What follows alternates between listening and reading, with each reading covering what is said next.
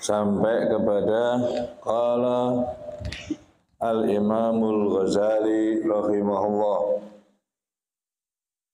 i'lam anna tasawwufa lahu khoslatani al-istiqamatu ma'allahi was-sukunu ma'al khalqi. Faman istaqama ma'allahi wa ahsana khuluquhu bin nasi wa amalahum bil khilmi fahuwa sufiyun. Wal istiqamatu ma'allahi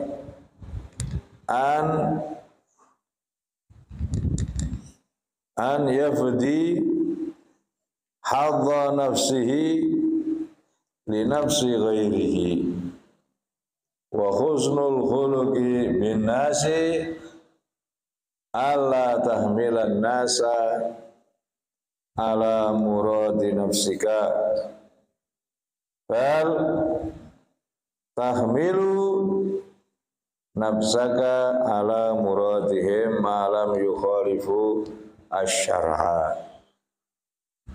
Imam Ghazali berkata, ketahuilah bahwasanya yang namanya tasawuf itu ada dua syarat, ada dua sifat.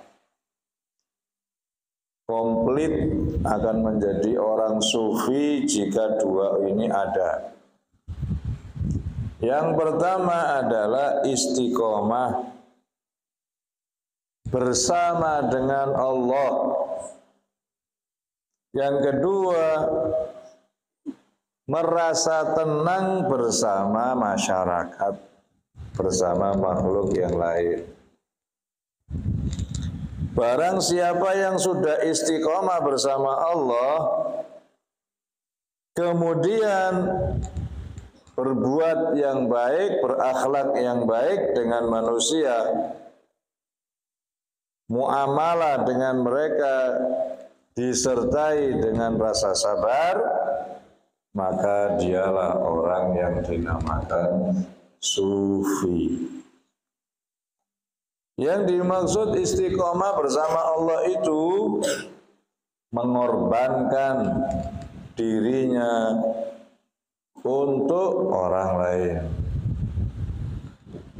Yang dinamakan husnul khuluq itu akhlak yang baik, yaitu tidak memaksakan manusia untuk mengikuti keinginannya, justru malah memaksa dirinya untuk mengikuti keinginan masyarakat selama keinginan masyarakat itu tidak bertentangan dengan syariat.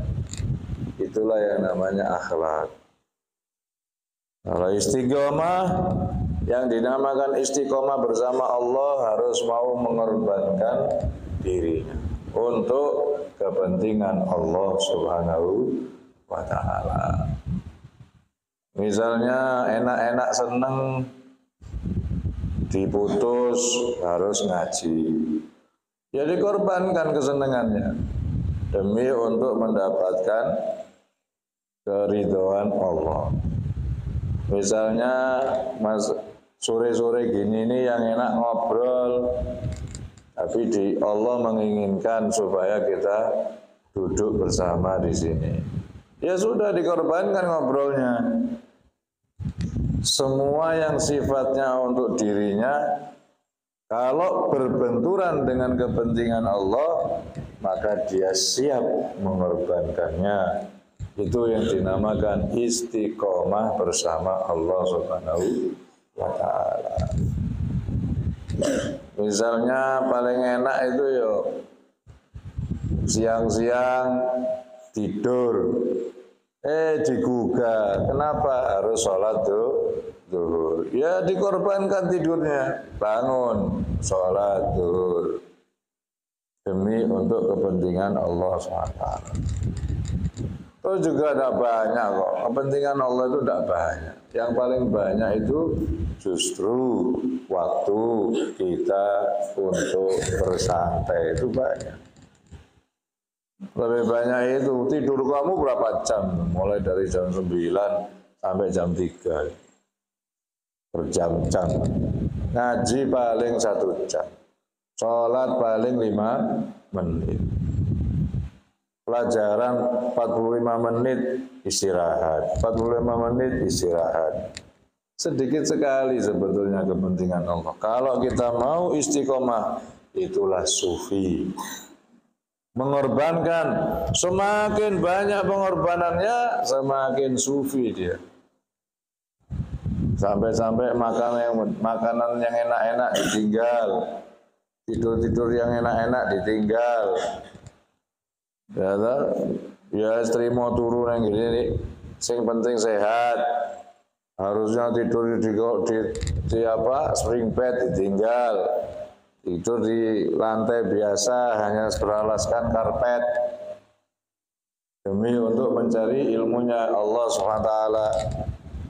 Itu namanya istiqomah sama Allah. Lah, cara kita berhubungan dengan makhluk yang baik, orang-orang itu jangan kamu paksa untuk mengikuti keinginan kamu, tapi kamu yang harus mengikuti keinginan mereka, asal keinginan mereka tidak bertentangan dengan syariat. Pripun nek ngeten nggih monggo, pripun nek ngeten nggih monggo, pripun nggih monggo, selama tidak melanggar syariat monggo. Maka kamu akan bisa bermasyarakat dengan baik. Tapi kalau harus begini, harus begitu, harus begini, haram, murah, orang pada lari semua, nggak ada yang mau sama dakwah, akhirnya kita rugi. Orang dipaksa untuk mengikuti keinginannya dia. Itu bukan akhlak yang baik. Justru kita yang harus mengikuti mereka selama kepentingan mereka, selama pendapat mereka tidak bertentangan. Nah kalau sama bagaimana kalau kita mendirikan tempat untuk judi loh, beda. Oh jangan, kalau itu sudah menentang syariat. Bagaimana kalau kita bikin apa orkesan? Oh beda. Tidak bisa, saya tidak setuju. Ya, karena itu menyalahi syariat. Qala Ma'rufun al-Qurhi rahimahullahu at-tasawwufu al-akhdhu bil haqa'iqi wal iyasu mimma fi aidil khalaiqi. Qala Syekhu, berkata Ma'ruf al-Qurhi rahimahullah, yang dinamakan tasawuf itu melaksanakan semua kewajiban-kewajiban dan putus asa. Maksudnya tidak kepingin dengan apa-apa yang ada di tangan manusia. Jadi melaksanakan kewajibannya sambil tidak kepingin untuk mengambil apa yang ada di tangan manusia.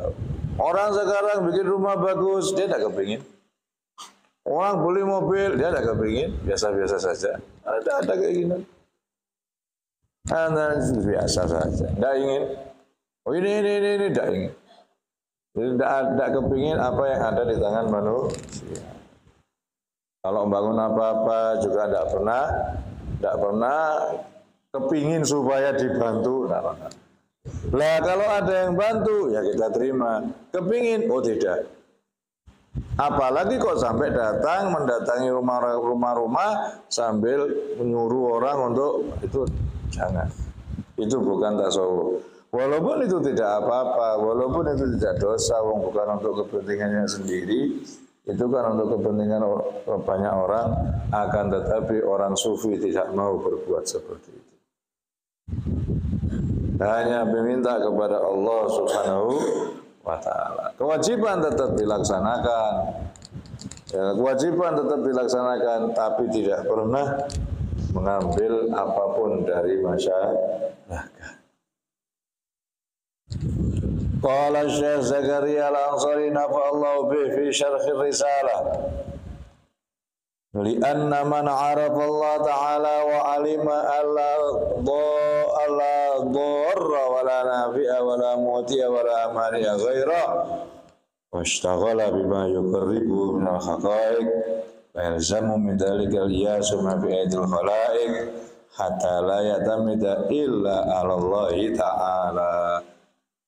Orang tersebut sesungguhnya, katanya Imam Zakaria Al-Ansari, sesungguhnya orang yang sudah kenal dengan Allah, orang yang sudah kenal dengan Allah, dia sadar tidak ada yang bisa memberikan bahaya kecuali Gusti Allah. Tidak ada yang bisa memberi manfaat kecuali juga Gusti Allah. Untuk apa kita harus berharap kepada manusia? Berharap kepada Allah karena manusia ini tidak berbahaya, tidak manfaat. Tidak ada yang bisa memberi apapun kecuali Gusti Allah. Apalagi negara, percuma kamu bikin proposal, waduh, nanti dikasih, terus disuruh bikin surat pertanggungjawaban, terus ono syarat ini, syarat itu, terus ini waduh bulat. Belum lagi yang bawa proposal jaluk duit, aduh, burung metu duitnya wis jaluk sik. Ruwet urusan sama manusia itu ruwet. Orang yang sudah tahu Allah, kenal Gusti Allah, tidak ada yang bahaya kecuali Allah, tidak ada yang manfaat kecuali Allah, tidak ada yang bisa memberi kecuali Allah, tidak ada yang bisa mencegah kecuali Gusti Allah. Akhirnya apa? Sibuk dengan ibadah. Sibuk dengan ibadah, yuqarrib ilallah, nyedeki Gusti Allah. Lu mulang itu butuh tempat, ya betul. Tapi kan tidak harus ada gedung. Rasulullah juga mulangnya di bawah-bawah pohon. Kalau ada yang bangunkan, ya alhamdulillah. Tidak ada yang bangunkan, tidak apa-apa. Apakah harus ini? Tidak harus. Dulu pesantrennya Nabi SAW, anak-anak orang-orang yang mondok Nabi tidur di masjid Ashabus Suffah, nggak punya gedung mewah, nggak harus. Yang penting ngajar, yang penting berdakwah, yang penting mulang, yang penting memberikan ilmu kepada orang yang tidak mengerti. Belum apa-apa sudah mikir gedung. Belum apa-apa sudah mikir gedung jadi, tidak ada yang ngaji, nganggur, akhirnya dijual. Gedungnya kadol. Tidak usah mikir gedung, udah ngajar aja, mulang, dimana-mana manfaat. Begitu kata Imam Zakaria Al-Ansari. Dan tidak berpegang teguh kecuali hanya kepada Allah Subhanahu wa ta'ala. Wah ini jaluk menungso iku dikei sithik kakean cangkem. Kalau kita minta sama manusia, wis ngasihnya sedikit. Ngasihnya sedikit, omongannya banyak. Tapi kalau kita minta sama Allah, Allah kalau ngasih banyak dan Allah tidak pernah minta untuk dibikinkan surat pertanggungjawaban. Enak oleh akeh aman, ndak ono sing ngomongi. Minta saja kepada Allah Subhanahu wa ta'ala. Jangan meminta pada manusia. Kalau kita tidak minta sama manusia, maka manusia akan mencintai kita. Ya, kalau kita tidak mau minta sama manusia, manusia cinta sama kita. Masyarakat senang sama kamu. Kok guyu? Apa ada yang lucu? Saya takut kalau sampai ada apa-apa yang masuk. Guyu dewe kan yang medeni. At-tariqah. Sekarang masalah tariqah tasawuf sudah rampung. Tariqah sekarang. Apa sih tariqah itu apa? Qala Sayyidina Qutb Al-Habib Abdullah bin Alawi Al-Haddad fi tasbitil fuad. Turuqut tasawuf wa in ta'addadat fa hiya tariqatun wahidah. Wa hiya mujahadatun nafsi wal khuruju min kulli ma tadu ilaihi wa hada amrun asir intaha Kata Harul Haddad, memang toreko macam-macam. Ono Nasabandia, ono Sadaria, ono Satoria, macam-macam. Toreko itu macam-macam. Tapi intinya satu, sama. Intinya itu hanya satu. Apa? Mukhalafatun nafsi. Nulayani hawa nafsu. Wes itu tok intinya. Walaupun jalannya berbeda-beda, tapi intinya hanya satu, nulayani hawa nafsu. Kepingin mangan poso, kepingin turu melek, kepingin enak-enakan gak susah, kepingin ini pokoknya disulayani. Apa yang menjadi keinginan hatinya disulayani. Kepingin ngobrol meneng, kepingin meneng ngobrol. Mukhalafatun fahiya wahidah mujahadatun nafsi. Harus mujahadah. Memerangi hawa nafsu. Dan keluar dari semua yang diinginkan oleh nafsu. Apa yang diinginkan oleh nafsu tidak dituruti. Nah kalau toreko kok nuruti hawa nafsu ya sudah bukan toreko. Toreko itu selalu nulayani hawa nafsu. Memang toreko itu berat. Toreko itu berat. Nah kalau ada torekot ringan itu namanya bukan torekot, yaitu zikir bersama-sama gitu aja. Setelah syariat kuat, munggah ke torekot. Setelah torekot kuat, dapat buah. Tidak munggah lagi, mendapatkan buah. Buahnya apa? Buahnya adalah hakikat. Itu buah, nggak bisa dicari hakikat itu. Dengan sendirinya dia akan mengetahui hakikat. Dia akan mengetahui hakikat. Rahasia. Hakikat itu rahasia.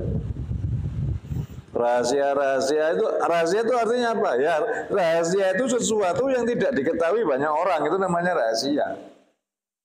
Kebanyakan orang nggak tahu tapi dia tahu. Siapa yang memberitahu? Allah. Lah itu dari mana? Hadiah dari toreko. Hadiah dari toreko itu. Lah kalau kita mandek di syariat boleh enggak? Boleh. Kenapa? Enggak apa-apa, silakan. Allah tidak akan pernah menyia-nyiakan semua amal ibadah manusia. Kalau memang manusia hanya sekepingin hanya di syariat boleh.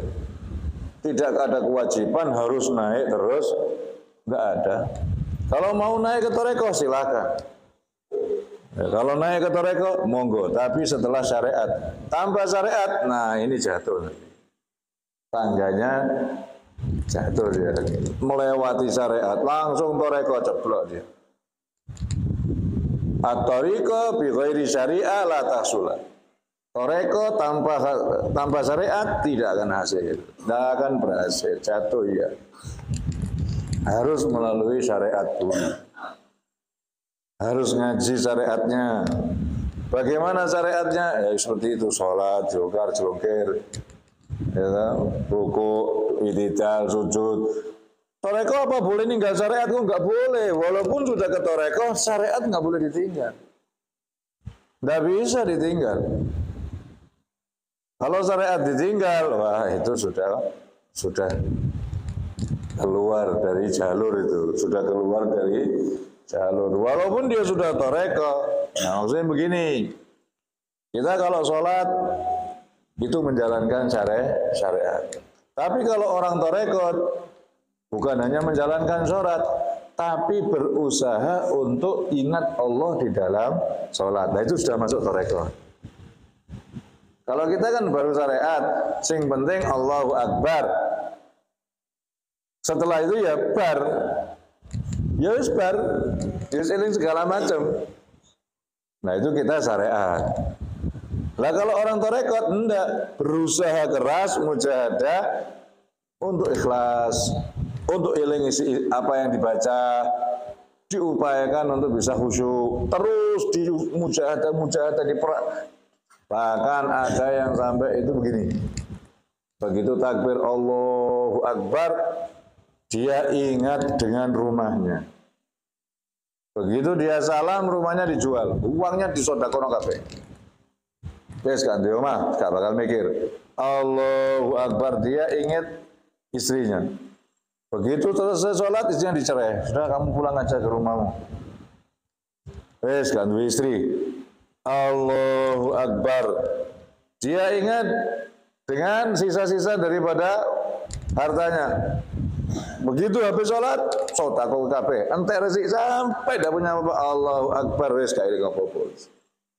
Sudah tidak ingat harta, tidak ingat istri, tidak ingat harta sisa-sisanya, ya hanya bisa ingat saking nemene mereka itu kepingin bisa sampai kepada ikhlas kepada Allah Subhanahu wa taala, sampai kadang-kadang memperjuangkannya seperti itu.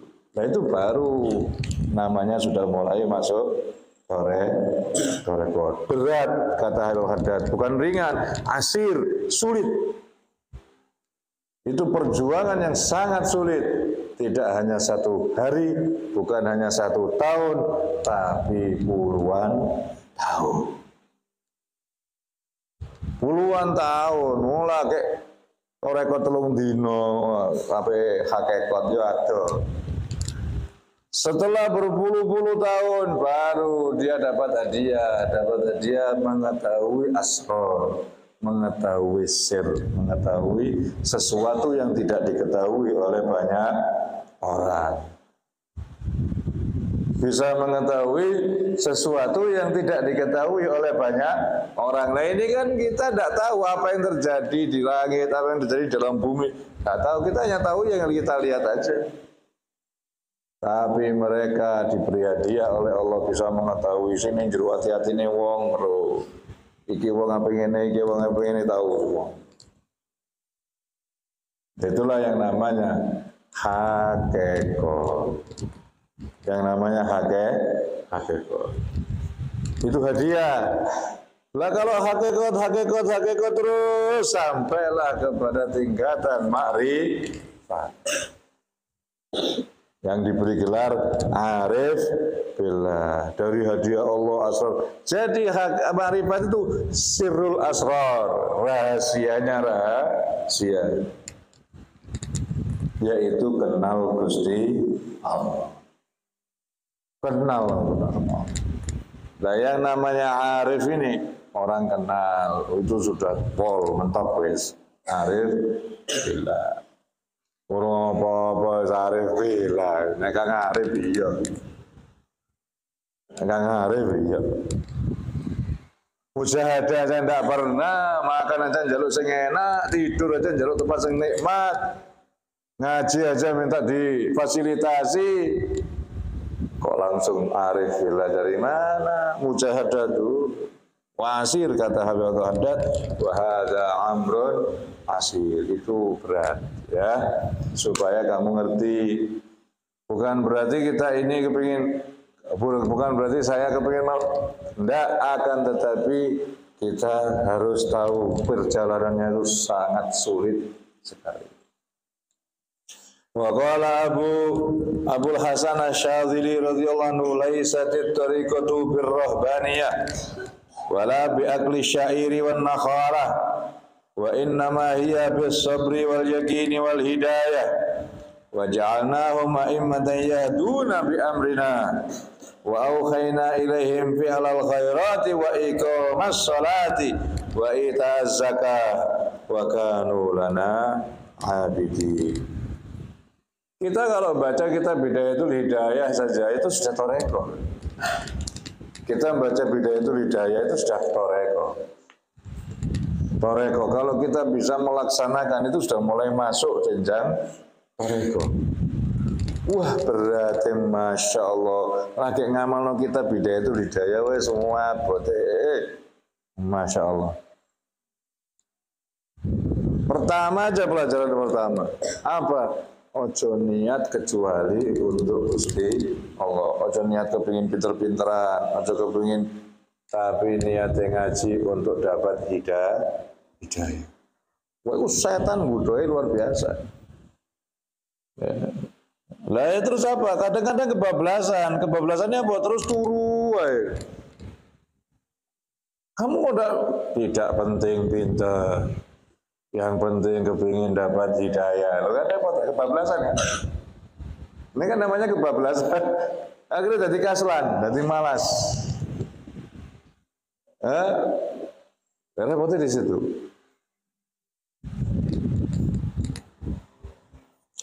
Kata Imam Abul Hasan Asyadzili, toreko itu bukan berarti tidak makan, tidak harus makan yang tidak enak.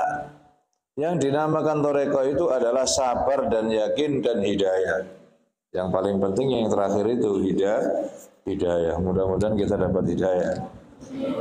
Wa mimma qila fit tasawuf qala Syekh Al-Imam Az-Zahrawardi rahimallahu tasawuf awwaluhu ilmun.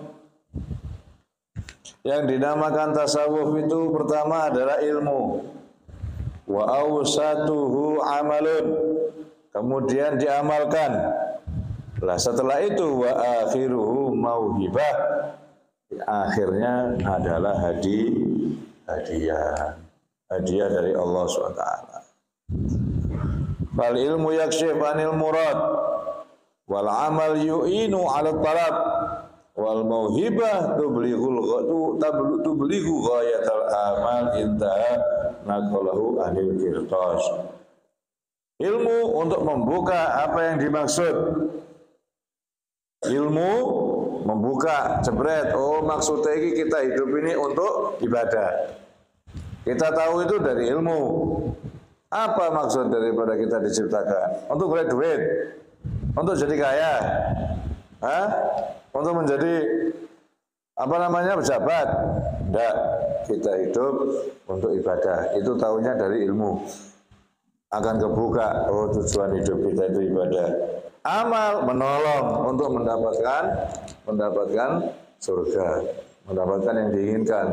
Tidak mungkin kita akan bisa dapat surga tanpa beramal, tanpa ngamal gengel. Kemudian yang dinamakan hadiah itu memang puncak daripada cita-cita. Puncak cita-cita kita mendapatkan hadiah dari Allah Subhanahu wa ta'ala.